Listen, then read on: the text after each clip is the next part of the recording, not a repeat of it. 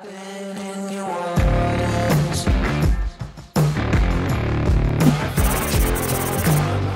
guys, I'm glad to be able to show you some of the process that I went through creating my ancient Greek temple project. It's my first time doing something like this. I don't speak English that well, so in order to explain it at the best of my abilities, but I'll try at least to show. I will let the video, the images talk more for themselves. Some of the key aspects of this workflow, I will go you through 5 stages.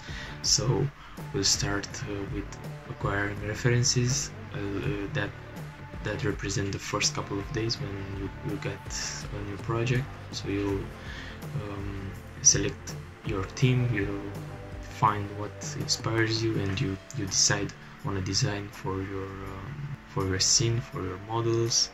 This is the time when you choose what you want to model. So in the second stage we have the blocking.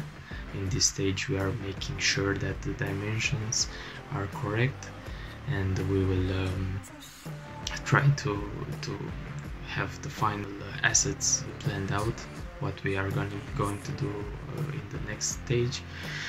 So the third stage is about modeling and sculpting. We'll see the different software that we use, the workflow from low to high poly, and the baking mapping process. The next stage, which is making the materials, and in the last stage I'm gonna see how I made this cinematic trailer.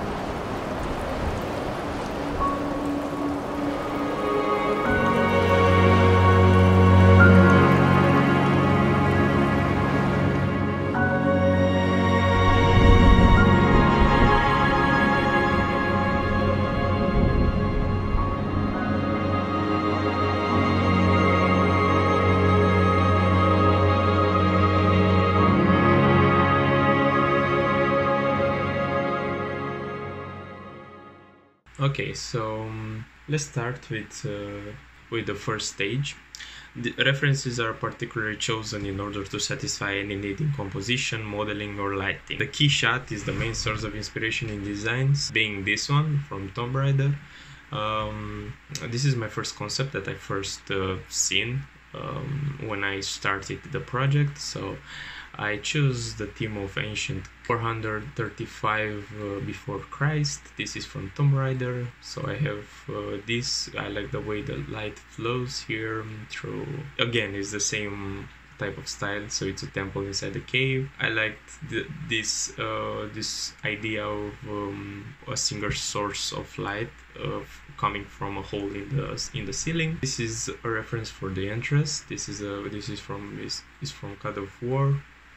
Again, this is a city inside a cave, so you can see fog, you can see the smoke, you can see the way this abyss you cannot see further. So the main thing that you feel when you see this is a massiveness, let's say. So this is what I was going through. So it's something big, it's something like you see over here. So again, one source of light coming from the top. This reference is again from God of here, fog and smoke. So when I take references, I look for as you can see, I'm just a statue that was holding. This is from Assassin's Creed Odyssey. This is from where I got the idea, the main idea.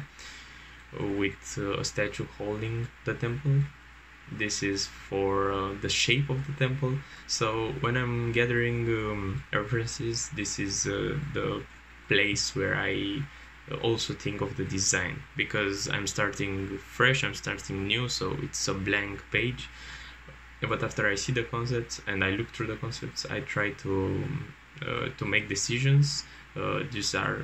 These decisions that I make in this first couple of days of the project when I'm acquiring references are vital for the whole project, because I'm not going to go back and change these decisions. So in this stage, I was thinking if I should make something like this, which is a kind of a wall temple, or something round like I did here. And as you've seen in the cinematic trailer, I chose round shaped temple. So again, lighting and atmosphere. So it's night, the inspiration for the lighting and for the atmosphere. So these are the concepts with the full frame, with the shots that I want to take. Not all the shots are relevant, but when you gather concepts, it's better to have more than to have less. After I feel like I have everything, I go and take references for the props. So I knew that being ancient Greece, I need pillars, and columns, Greek columns. So I looked and I looked online. I looked on ArtStation. So these are I like these pillars. I made this round shaped. I made this base, this cubic base, this round shape, and then the broken pillar. So you'll see this in Max after we finish with this with the first stage. So these are some references. I was looking for the way the low poly models were created, more for the density of the polygons, more columns, more pillars. These are some assets for arches. This was relevant for the pillars in the final project again. So you take more concepts than you need, and this is the stage where you settle and you plan what you want to do and what to erase. So we have doors that I didn't use. I made this pillar because I thought it was interesting. I had this in front of me when I was sculpting in ZBrush.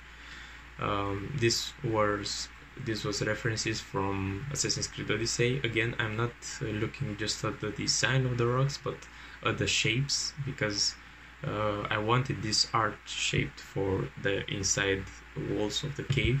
I took this for rock formations, so I wanted to see how other artists or how a big studio integrates modular assets in formations to look that they are all different when they actually there are just 3 or 4 assets that are different, and then they just repeat themselves, but in a way that the eye cannot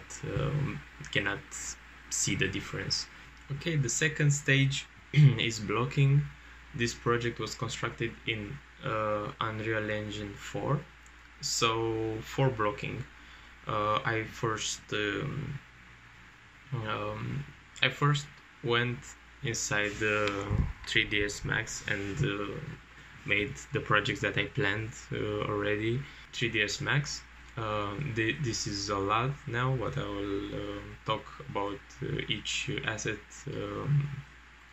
in order. So the first thing that I've done is I made low poly versions of each object. So let's start with the pillars. Okay, so the pillar had more parts. This was the base part, which is pretty simple, as you can see. So no chamfers, no as low poly as it could, because after this step all the assets I imported in ZBrush, so there was no need for higher poly count on these objects. A little bit this is a little bit high poly for what you need. Is it could be totally optimized. A lot of these lines could have been taken out because they are too much. But be careful on the lines that give the shape. So you must look for the lines that are not important for the shape. For example, I think this line helps this curve, but not that much. Not that much as this line. So I think we are safe to erase these lines.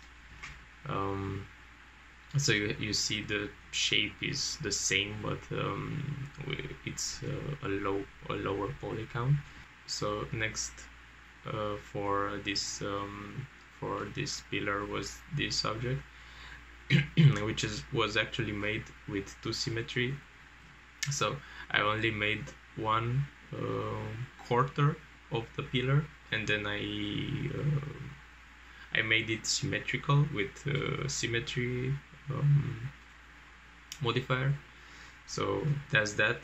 To get this shape, I collapsed it. I collapsed the modifier, but I used slice to slice it like this. Of course, after I go in ZBrush, the shapes will not look like this piece. And this again, it's a broken middle piece. So I try to make it as low poly as I can in this stage. I think I could have made it actually a little bit more, but in ZBrush is where I make the low and the high poly. So I don't I care just to preserve the shape when I Z-remesh it in ZBrush. That is my main concern. So everything is modular. Everything is made broken down in pieces, so it can be rebuilt in Unreal later. So these are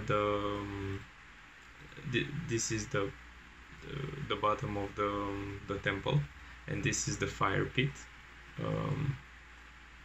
This was also made with lines. I made the profile with line. I'm gonna show you the stairs. So I tried to start from the blocking with destroyed look.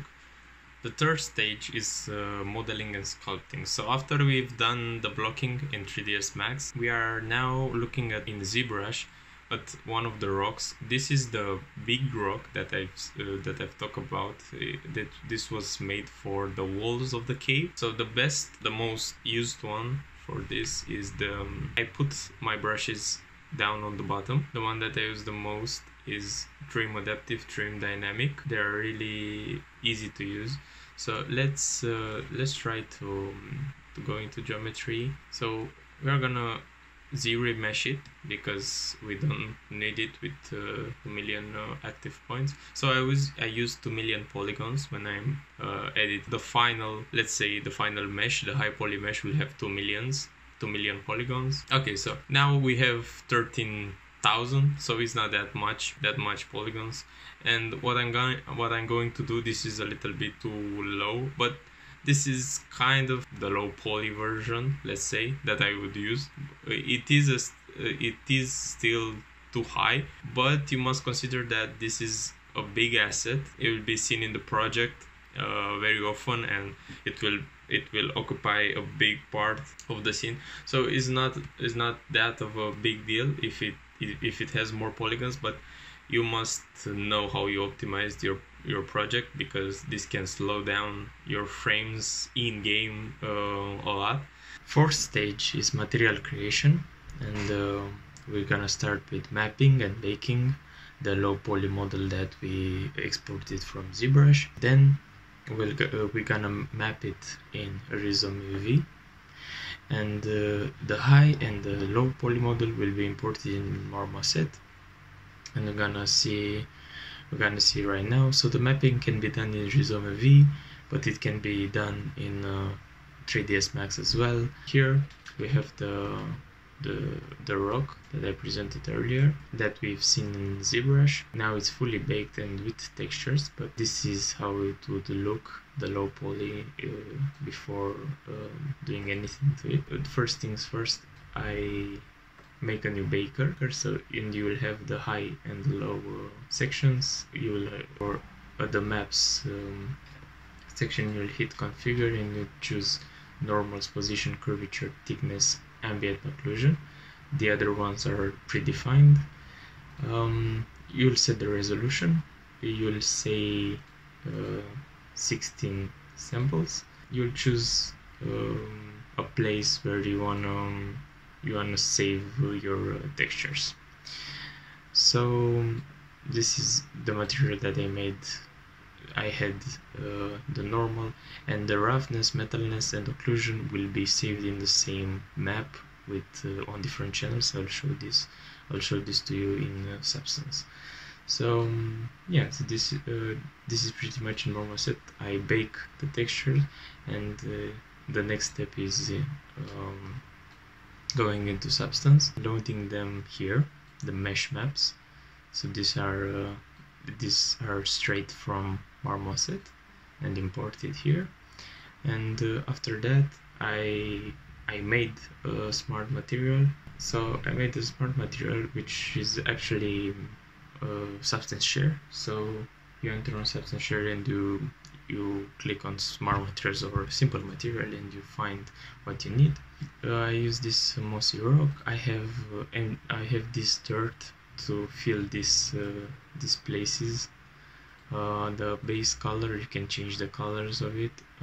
I always change the projection from UV projection to triplanar projection. Okay, so after let me show you how we export it. So we go to File, Export Textures. So we have a predefined configure for Unreal Engine 4. And I go to configuration as well, and I choose Unreal Engine 4 packed. So there are only 4 textures. The occlusion, roughness, and metallic, they're all packed on the channels of red, green, and blue. So this is why in Marmoset I had the same map but with changed channels here. The 5th stage is the level dressing, the lighting, and the presentation.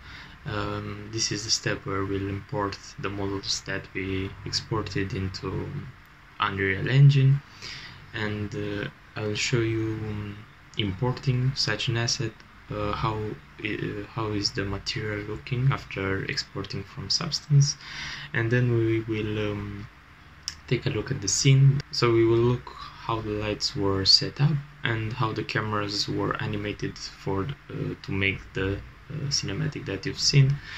Keep in mind that the program runs very slowly because it has a lot of let's say bad optimizations. Let's go into Unreal. This is the scene. I'm gonna hide the lights for now. Okay, so as you can see, it runs pretty bad because we have a really low FPS counter, but what I wanted to show is that the scene is not all around created. It doesn't look good from all the angles, because this is not a playable level, more of a beauty shot type of scenario. So let's go a little bit around the scene and show you the way I did it. So we have the statues over here. This is the level dressing that I talked about. You see the stairs, they kind of look repetitive, and you can tell this is not a good thing. You want to make everything try to look different and natural, not repetitive.